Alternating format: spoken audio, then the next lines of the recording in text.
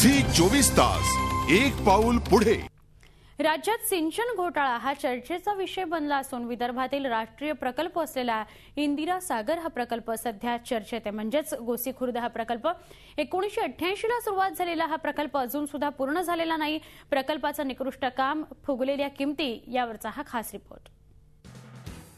भंडारा जिल्ह्यातल्या गोसीखुर्द प्रकल्पाचा शिलान्यास 1988 साली झाला, तर प्रकल्पाचं काम 1992 साली सुरू झालं।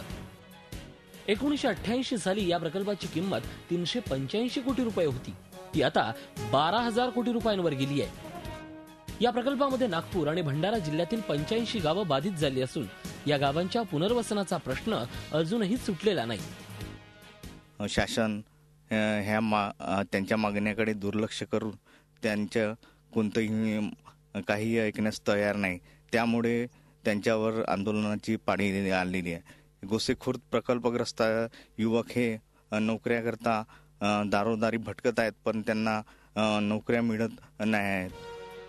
5 वर्षापूर्वी हा प्रकल्प राष्ट्रीय प्रकल्प म्हणून जाहीर करण्यात आला। त्यानंतर या प्रकल्पाच्या कामाला गती मिळाली आणि प्रकल्पाचं काम पूर्ण झालं। मात्र प्रकल्पाच्या उजव्या कालव्याचं काम अपूर्ण आहे, तर 17 किलोमीटर डाव्या कालव्याचं काम झालं असलं तरी ते अत्यंत निकृष्ट दर्जाचं झालंय। कालव्याला अनेक ठिकाणी भेगा पडल्या आहेत। हे काम एवढं निकृष्ट आहे की त्याचं काम पुन्हा सुरू करावं लागलंय। डाव्या कालव्याचं काम अजय संचेती आणि नितीश बांगडिया या ठेकेदारांनी केलं असून अधिकाऱ्यांशी संगनमत करून निकृष्ट काम केल्याचा आरोप गावकऱ्यांनी केलाय। अजय संचेती किंवा नितेश बांगडिया सारखे ठेकेदार आहेत। या ठेकेदारांनी बांधकाम अतिशय निकृष्ट दर्जाचं केलं आणि जी समिती आली केंद्राची पाहणी समिती, त्या निदर्शनात आलं की अतिशय चुकीचं बांधकाम आहे आणि त्यामुळे ते बांधकाम तोडण्याचा निर्देश देण्यात आला।